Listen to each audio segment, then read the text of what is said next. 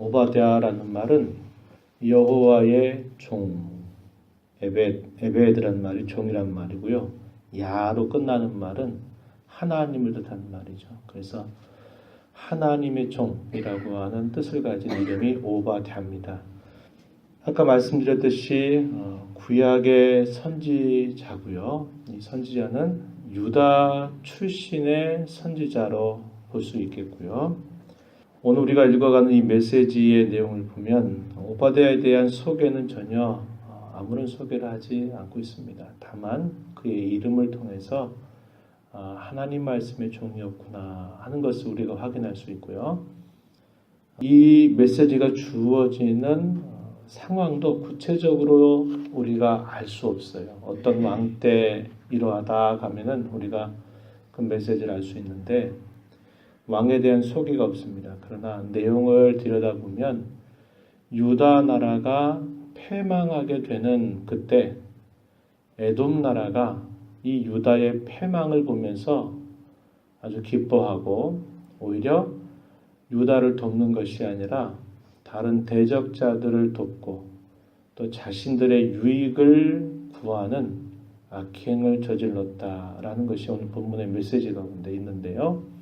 이 내용을 살펴보면 유다 나라의 패망 때에 이 에돔 나라가 범했던 그 죄악에 대하여 하나님의 에돔 너희도 하나님께서 분명코 철저하게 벌하실 것이다 라고 하는 이 메시지가 오늘 우리가 읽은 이 본문 속에서 우리가 충분히 확인해 볼 수 있습니다. 그래서 학자들은 아마도 이때가 바벨론 나라가 예루살렘을 2번 침공한다 그랬었죠.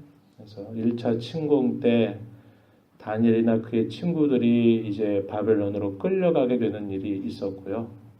2차 침공하면서 예루살렘을 1년 반 정도 포위 공격을 하면서 마침내 예루살렘이 함락이 되면서 처참한 그런 패망을 당하는 사건이 있었습니다. 이것이 예수님 모시기 전 588년, 587년, 1년 반 동안 이렇게 하면서 북쪽 이스라엘 나라는 벌써 100여 년 훨씬 이전에 아수르 나라에서 멸망을 당한 상태고 이제 유다 나라가 하나님께서 끊임없이 돌이킬 수 있는 그런 기회를 주셨음에도 불구하고 그들의 마음이 교만해서 그 교만한 마음을 하나님이 결국은 역사적인 패망을 통해서 그들을 낮추시는 그런 징계를 이 유다 나라에 베푼 그 즈음에 유다 나라의 멸망을 아주 기뻐하면서 자기 유익을 구했던 에돔 나라에 대한 심판의 메시지, 그리고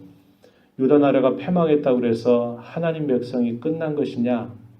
그것이 아니라 하나님은 또다시 자기 백성들을 회복시키실 것이며 그 백성들로 하여금 큰 승리를 맛보게 하실 것에 대한 메시지가 우리가 읽지 않은 이 후반부에 주어진 말씀 속에 등장하고 있다라는 겁니다. 잘 아시는 바와 같이 에돔은 에서의 후손들이 이룬 나라입니다. 그리고 이 에돔 나라가 위치하고 있는 곳은 어디냐면 이스라엘의 지형 가운데 갈릴리 바다가 있고 그 갈릴리로부터 더 내려오면 사해 바다가 있죠.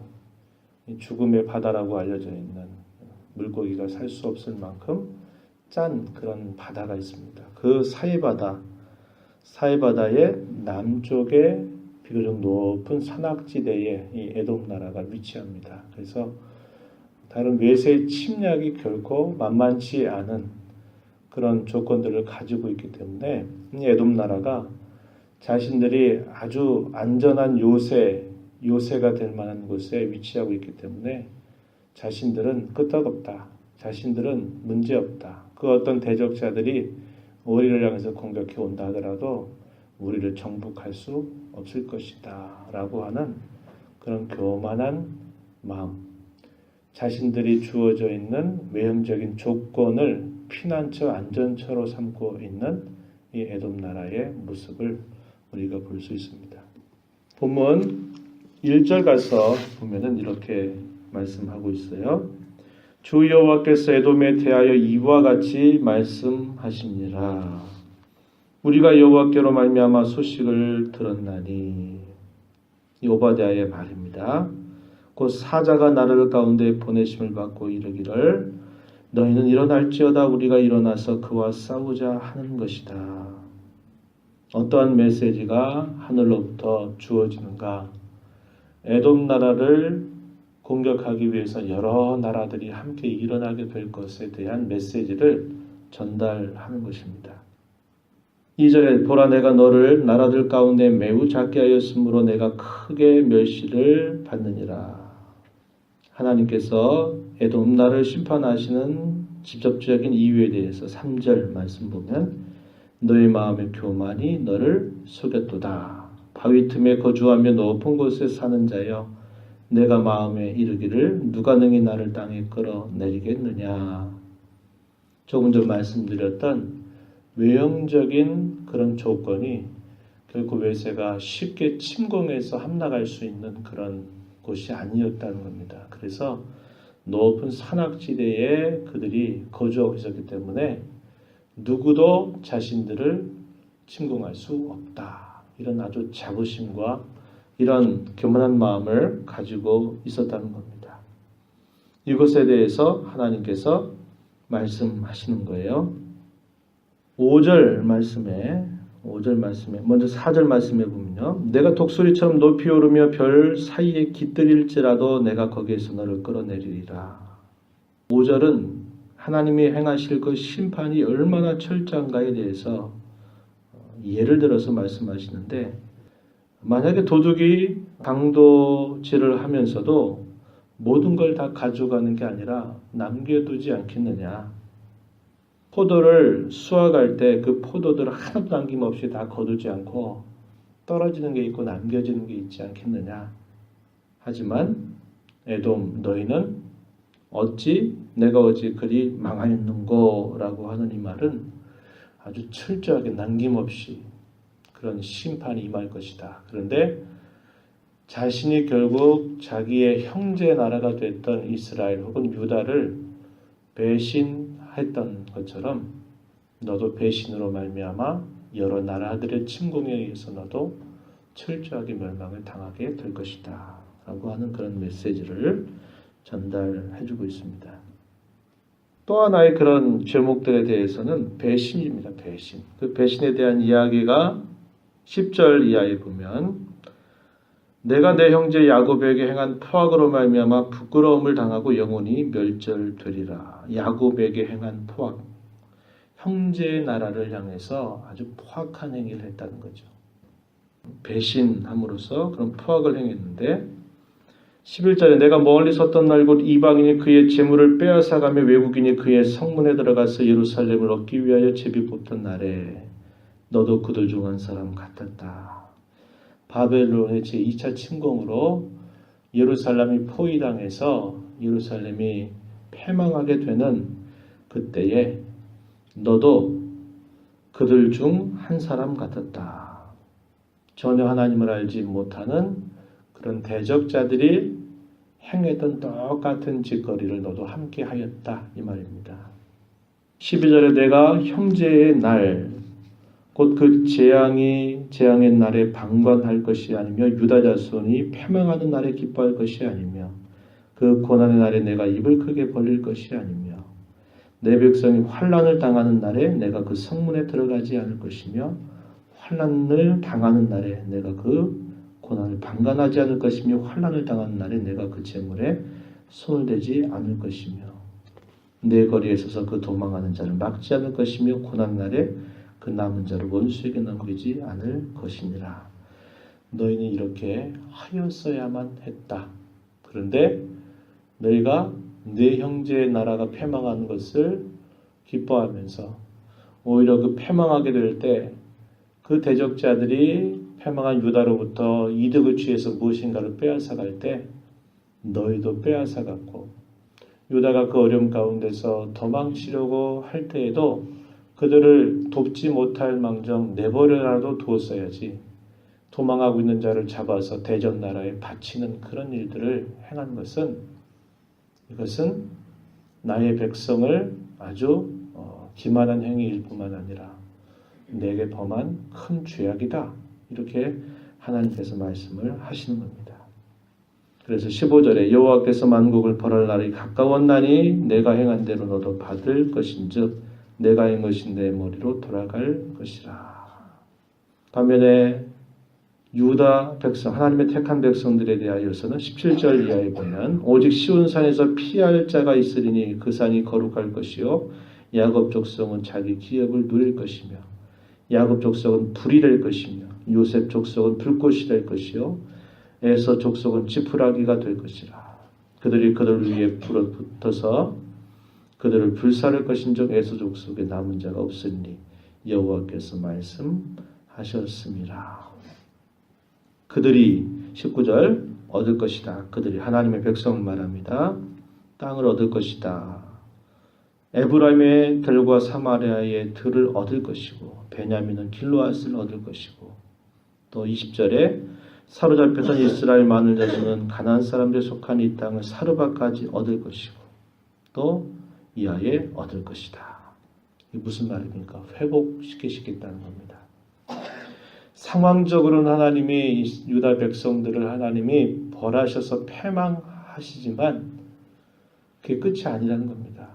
왜 하나님 자기 백성들 이렇게 패망하듯 하시느냐? 그들을 하나님 앞에 낮추기 위한 것이었습니다.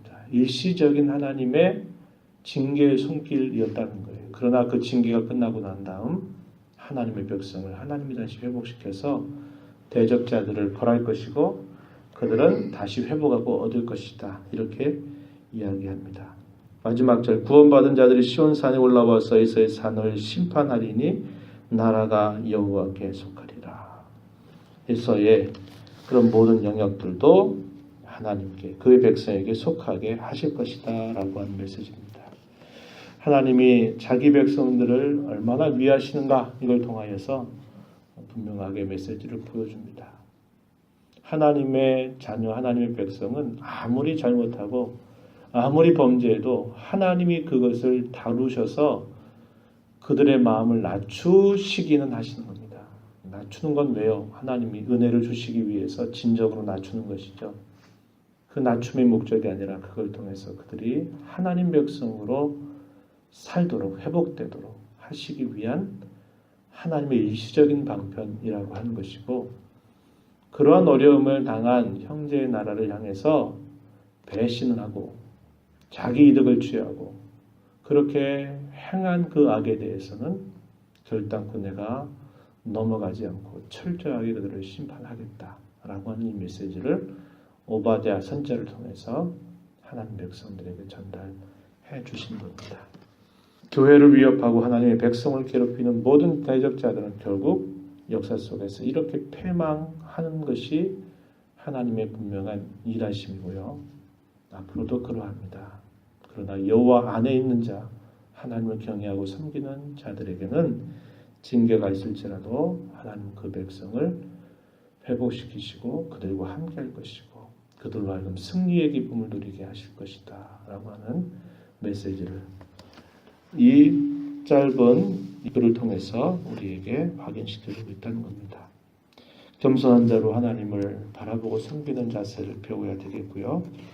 어려움 가운데 처해져 있는 사람을 기뻐하고 즐거움으로 자기 이익을 삼으려고 하는 태도는 하나님의 자녀된 마땅한 태도가 결코 아닙니다. 악인들이 그들의 죄를 따라 심판받는 것도 잘됐다 하면서 캐제를 부를 게 아니고 안타까워할 줄 아는 마음을 갖는 것이 성도의 마음이어야 하고요. 저와 여러분을 때때로 낮추시긴 할지라도 그 은혜를 주시기 위해 낮추는 것임을 우리가 굳게 믿고 최후의 승리를 확신하면서 하나님만 섬겨가는 모두가 되기를 바랍니다. 하나님 아버지 감사합니다. 하나님께서 무슨 근거로 무슨 조건으로 무슨 이유로 자기 백성들을 그토록 사랑하시고 위하시는지 그 이유를 다 알 수 없습니다. 받을 만한 사랑, 받을 만한 자격이 있는 것 아님에도 불구하고 그 백성들을 사랑하시되 끝까지 사랑하시고 그들의 마음이 하나님 위에 높아져 있을 때 그들이 상황을 흔들어서 그들로 하여금 낮추는 일을 하실지라도 그 백성들을 언제나 위하시는 하나님의 변함없는 손길을 바라봅니다. 주의 백성을 위하여 주의 교회를 위하여 대적하는 모든 대적자들이 일시적으로 잘 될 것 같고 또 무엇인가 누릴 것처럼 보일지라도 하나님은 그들을 모든 죄악에 따라 패망케 하시는 하나님이신 줄 저희가 믿고 이 땅에 사는 동안 주의 백성으로 부름받은 것을 기뻐하고 감사하고 나들고 겸손한 심령으로 늘 하나님을 섬기고 하나님만 바라보며 살아가는 저희 모두가 되게 하여 주옵소서. 은혜의 보호자 앞에 나와 간구하는 모든 심령들에게 풍성한 은혜를 더하여 주시옵소서. 예수님의 귀하신 이름으로 기도하옵나이다. 아멘.